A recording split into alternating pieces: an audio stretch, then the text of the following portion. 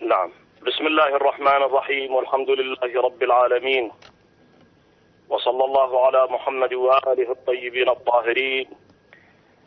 عودنا هذا الكيان الصهيوني السعودي الرجعي والحاقد على الإنسانية بهذه الطرحات وهذه الأحكام الكافرة، متصورا بظنه الخائب بأنه سيقطع الطريق أو يعرقل مسيرة الأحرار.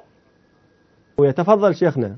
الحمد لله، إن شاء الله جعله خير إن شاء الله، نهاية الكيان الصهيوني السعودي إن شاء الله. نعم تفضل. والشيخ آية الله النمر هو واحد ممن كرسوا وبذلوا كل غال ونفيس في سبيل إعلاء كلمة الحق، والتي يبغضها هذا الكيان الغاصب للمدينة المنورة ومكة المكرمة. ومن هنا نقول، وليسمعني هذا الكيان الصهيوني، ومن هنا يقول أو نقول له أنك أنت العميل للولايات المتحدة الأمريكية وابن مدلل للكيان الصهيوني، ونحن لك بالمرصاد. وإذا ما نفذ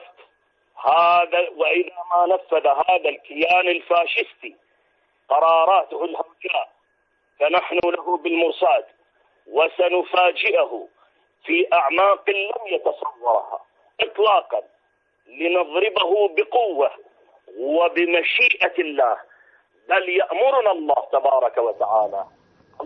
قد بدت البغضاء من أفواههم وما تخفي صدورهم أكبر